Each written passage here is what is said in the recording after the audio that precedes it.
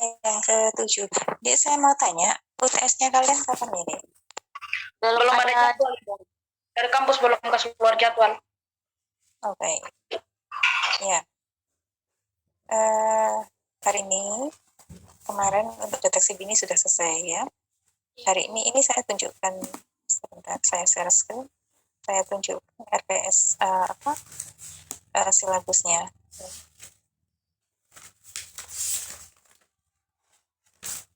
Terlihat di layar? Belum, Bu. Terlihat, Bu. Sudah, baik. Nah, ini pembelajaran kita selanjutnya yang begitu dengan saya, ya.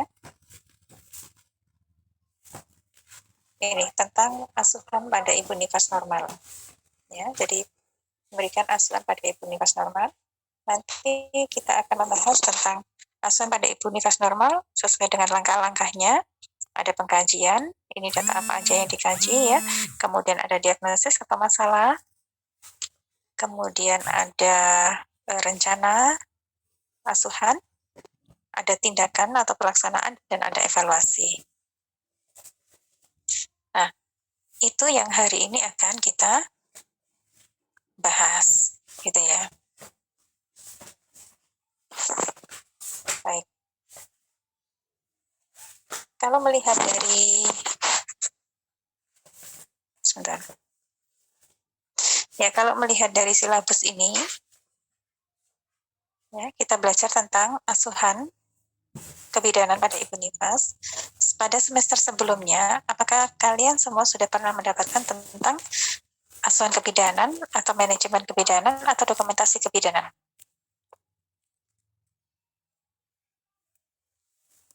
Asuhan kebidanan pernah, Bu, yang lain belum.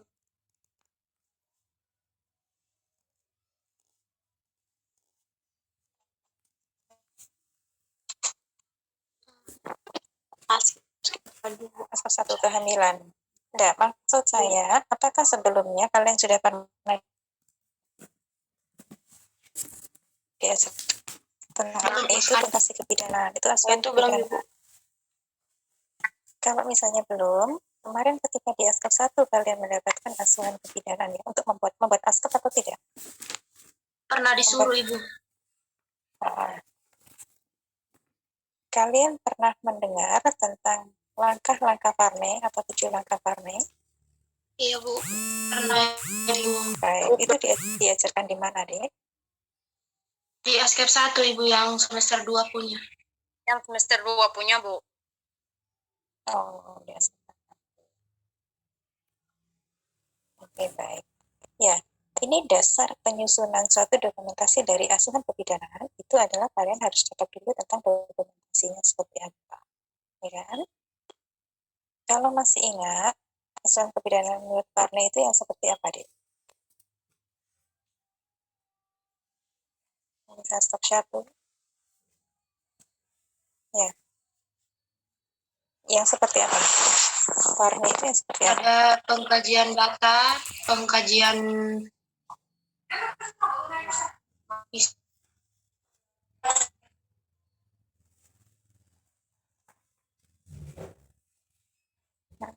Terus?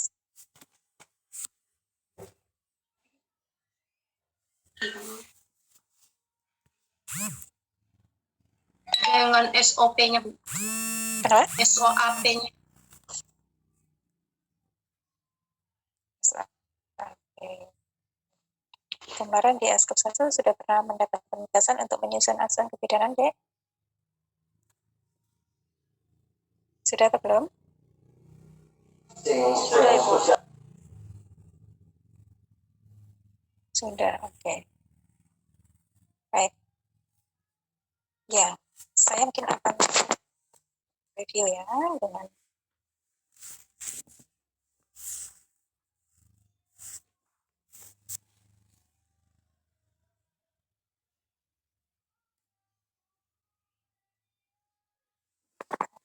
sudah muncul di layar ya? Sudah? Sudah, Ibu. Sudah. Sudah, Bu. Oke, baik. Ya. ini sebelum nanti kami memberikan penugasan untuk menyusun dokumentasi dari asuhan kebidanaan, saya ingin menyampaikan dulu tentang apa itu standar asuhan kebidanaan. Nah, just review ya. Jadi ini sebenarnya hanya review yang dimana semester sebelumnya mungkin Anda harusnya sudah pernah mendapatkan. Tapi kalau misalnya belum, ya sudah sekalian di hari ini review beserta ya yang belum kalian dapatkan. Ini tentang standar asuhan kebidanan. Ya, kenapa kita berbicara tentang standar asuhan kebidanan, gitu ya? Yang namanya standar, ya, apapun yang kita lakukan di pelayanan itu harus punya. Ya, jadi kenapa standar ini dibutuhkan, ya? Jadi di dalam memberikan pelayanan kesehatan itu harus ada yang namanya peningkatan kinerja pelayanan kesehatan. Jadi kalau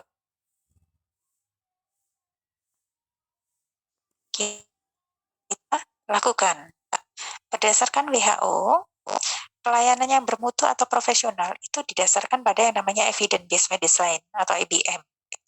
Artinya berbasis bukti. Jadi apapun layanan yang kita berikan, rasional atau tidak, tepat atau tidak, itu harus berdasarkan bukti atau evidence based. Nah, evidence based ini dari mana? Tentu saja hasil telaah dari riset yang sudah pernah dilakukan, yang nantinya akan bisa dijadikan sebagai evidence based. Ya. Nah, kalau pelayanan yang kita berikan itu sesuai sudah bermutu atau profesional sesuai dengan evidence base-nya, maka itu sudah dikatakan standar. Ya, itulah orientasi dari asuhan kebidanan. Harapannya begitu. Ya. Nah, kemudian ini adalah good clinical governance, ya. Jadi pelayanan yang bermutu prima atau yang pelayanan prima atau yang bermutu itu harus terukur, ya. Jadi layanan yang kita berikan, kalau mau dikatakan pelayanan yang kita berikan itu bermutu atau layanan prima yang harus kita berikan itu harus bisa terukur. Diukurnya berdasarkan apa? Berdasarkan standar yang ada. Nah, standarnya apa?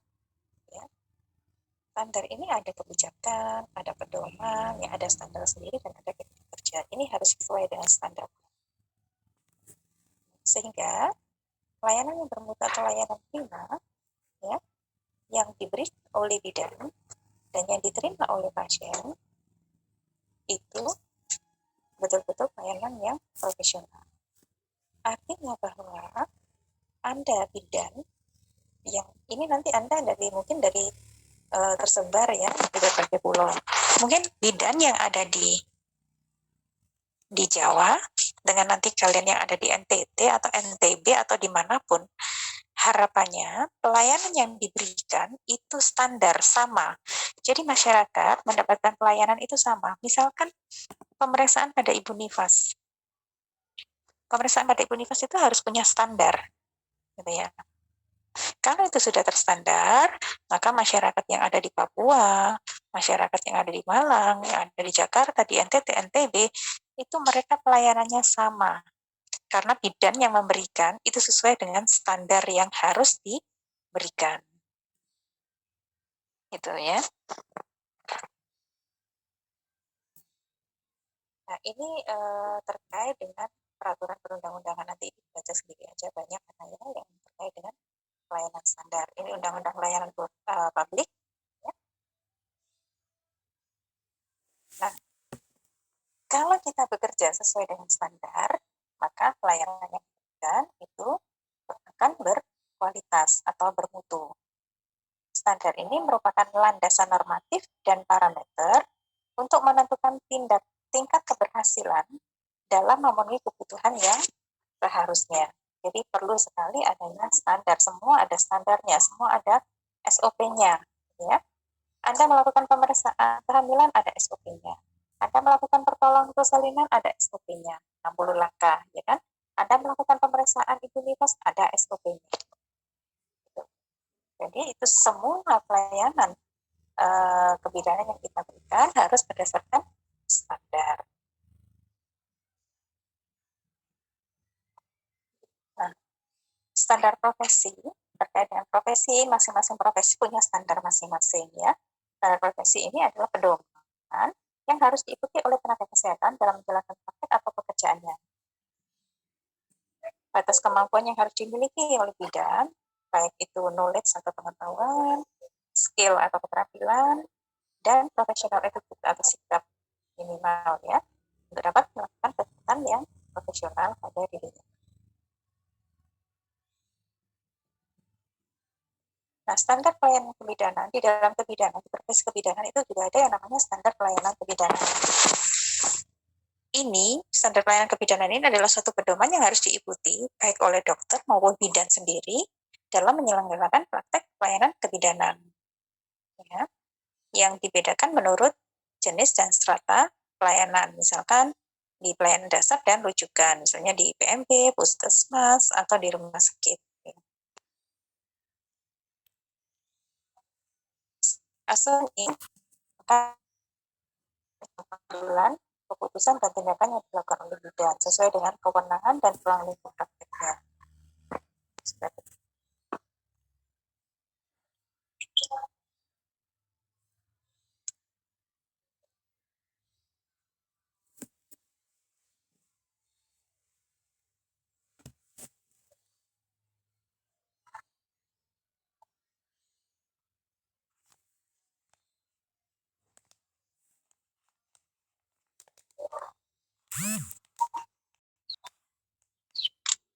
Nah, ini SOP. Sebentar, saya langsung saja ke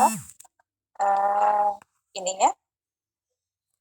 Standar asuhan kebidanan itu sudah diatur di dalam Permen. Nanti dilihat di Permen ini, Permen 938, ini tentang standar asuhan kebidanan tahun 2007. Isinya apa? Isinya ini tujuannya apa? Tujuan silakan lihat isinya apa? Nah, isinya ini ruang lingkupnya di sana diatur. Standar asuhan kebidanan pada ibu hamil ini adalah ruang lingkup bidan mulai dari kehamilan, bersalin, nifas, sampai masa interval, kemudian bayi, balita sehat, serta masa reproduksi.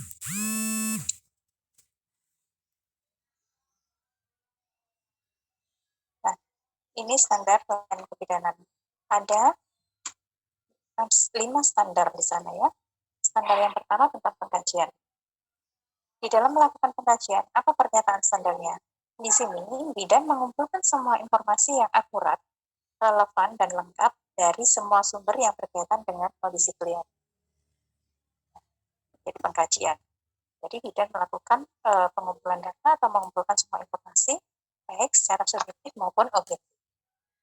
Kriteria pengkajiannya apa? Kriterianya adalah bahwa dalam melakukan pengkajian, data yang didapatkan oleh bidan itu adalah harus tepat, akurat, dan lengkap. Ya. Terdiri, tadi saya sampaikan, ada data subjektif, ada data objektif. Kalau subjektif, itu adalah hasil dari anamnesis, berupa biodata, keluhan utama, riwayat obstetri, riwayat kesehatan, dan latar belakang sosial budaya. Sedangkan data objektifnya adalah hasil dari pemeriksaan yang dilakukan oleh bidan.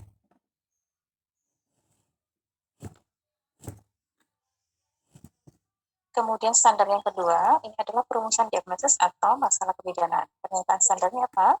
Bidan menganalisa data yang diperoleh pada pengkajian, kemudian dia menginterpretasikannya secara akurat dan logis untuk menegakkan diagnosis dan masalah kebidanan yang tepat.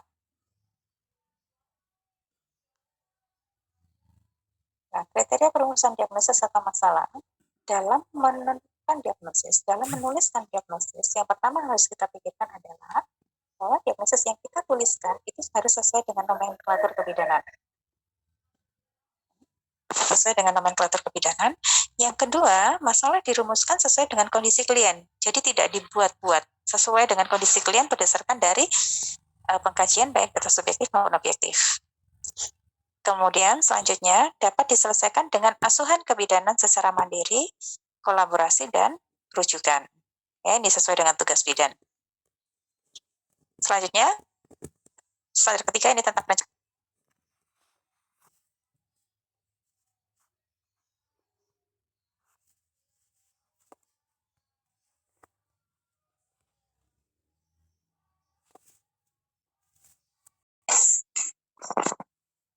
Ya, Bu.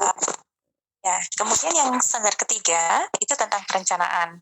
Pernyataan standarnya apa? Bidan merencanakan asuhan kebidanan berdasarkan diagnosis dan masalah yang ditegakkan. Artinya, di dalam membuat asuhan kebidanan dan mendokumentasikannya, rambu-rambunya adalah seperti yang saya jelaskan ini. Bagaimana kita harus menuliskan pengkajian, bagaimana kita harus menuliskan diagnosis, bagaimana kita harus menuliskan perencanaan, sampai dengan evaluasi. Gitu ya. Nah, ini kriteria standar dari perencanaan, bahwa dalam menuliskan perencanaan, itu rencana tindakan disusun dan tindakan sebenarnya, kemudian tindakan antisipasi dan asuhan secara komprehensif ya. Dalam menyusun perencanaan klien atau keluarganya, kemudian mempertimbangkan kondisi psikologis dan sosial budaya, memilih tindakan yang aman sesuai kondisi dan kebutuhan klien berdasarkan evidence base, ya, dan memastikan bahwa asuhan yang diberikan bermanfaat. Kemudian mempertimbangkan kebijakan dan peraturan yang berlaku, sumber daya serta fasilitas yang ada. Jadi pertimbangan itu semua kalau kita akan menulis perencanaan. Selanjutnya untuk implementasi pernyataan standarnya, bidan melaksanakan rencana asuhan kebidanan secara komprehensif, efektif, efisien, dan aman berdasarkan evidence base kepada klien atau pasien. Jadi ini penerapan dari perencanaan tadi ya. Ya, ini implementasi penerapan standar asuhan kebidanan dengan prinsip sayang ibu atau sang bayi ya di dalam Sanifas. Kalau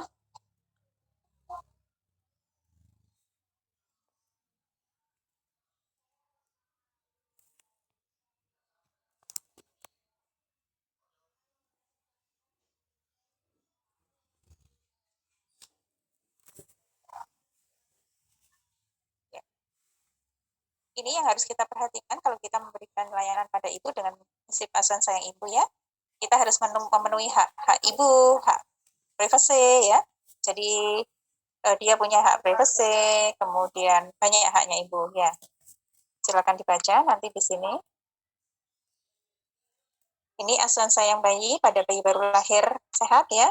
Kalau kita memberikan asuhan sayang bayi, maka kita tidak akan memisahkan bayi dengan ibu. Setelah lahir, bayi itu kita berikan ibu untuk IMD ya.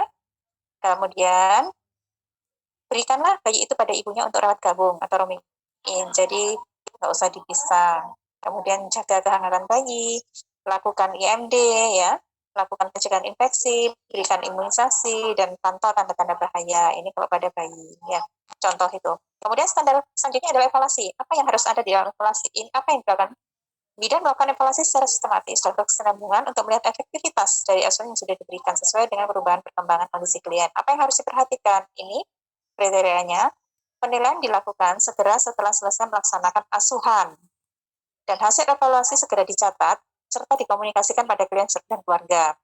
Evaluasi dilakukan sesuai dengan standar dan hasilnya ditindaklanjuti sesuai dengan kondisi klien. Ya.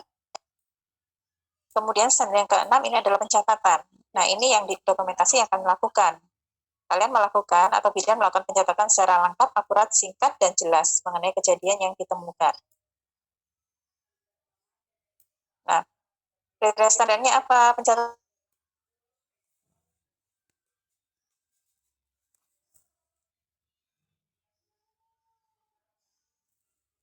Iya, Bu.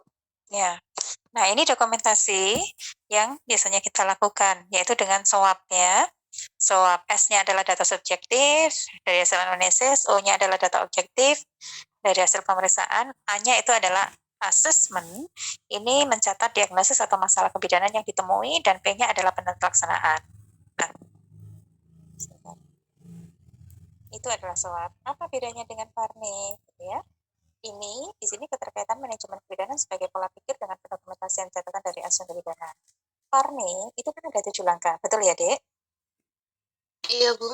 Nah, ada langkah 1, langkah 2, 3 sampai dengan 7. Langkah 1 itu apa, Dek, di PARNI?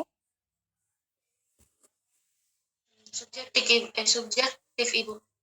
Langkah subjektif. Pengkajian data. Langkah 2. Langkah 2 apa? Analisa. Interpretasi data dasar. Ya.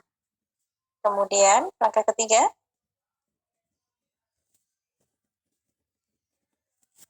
Langkah ketiga.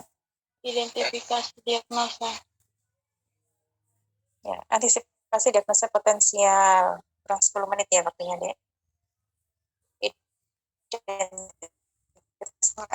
Dengan potensial. Kemudian langkah 4, identifikasi kebutuhan segera. Langkah kelima, perencanaan. Langkah ke-6, pelaksanaan. Langkah ke-7, evaluasi. Nah, ini adalah pola pikir kita. Ketika kita memberikan asuhan kebijakan, maka kita harus berpikir sistematis seperti yang diuraikan PO untuk memberikan layanan bidan. Kan bidan ini saya perutnya kok sakit ya, sebelum kita memberikan tindakan, sebelum kita menuliskan apa yang harus kita lakukan, itu sistematis sesuai dengan Parneo. Saya harus pengkajian dulu, saya kaji dulu, kemudian ibu saya periksa dulu, ya. Kemudian barulah di sana saya bisa menemukan, oh ibu ini masalahnya adalah A, oh ibu ini diagnosisnya adalah A. Ada nggak kebutuhan segeranya? Sepertinya tidak ada. Oke, nggak apa-apa, nggak ada, gitu ya. Lalu apa ini rencana yang akan saya lakukan? Silakan, rencananya apa aja, lakukan dan evaluasi. Itu adalah langkah-langkah sistematis Parne. Setelah kalian semua melakukan tindakan yang sesuai dengan langkah Parne, selanjutnya kan tadi harus didokumentasikan, ya kan? Didokumentasikannya dalam bentuk apa? Bentuk ini SWOT, ya. Ada subjektif, objektif, analisis, asesmennya, dan penata laksanaan. Gitu. Ya, ini kesimpulannya. Jadi proses penata laksanaan kebidanan atau manajemen kebidanan menurut Parne ini merupakan rangkaian kegiatan yang dilakukan bidan dalam memberikan asuhan bidan pada klien. Setelah melaksanakan asuhan, bidan harus mendokumentasikan yang telah tidak lepas dari pola pikir penata laksanaan Parne 7 langkah tadi. Paham, Dik, maksudnya? Paham, enggak? Oke. Kalau yang waktunya habis, itu dulu dipahami dulu. Nah, satu kali kita kepada penugasan untuk membuat asuhan. Saya akses Google Classroom. Tolong saya diberikan ini link Google Classroom-nya ya, Dek. Iya, Bu. Nah, sepertinya kemarin Bu Kotin sudah memberikan saya, tapi saya cari di mana gitu, saya kok nggak bisa menemukan. Makanya saya nggak meletakkan materi karena saya kehilangan jejaknya Google Classroom. Jadi tolong salah satu page atau siapa, saya tolong diberikan linknya Google Classroom ya, Dek ya. Iya, Bu. Dari satu ini silakan dipelajari, pahami, kita diskusikan mana yang kalian belum paham, belum mengerti. Terus yang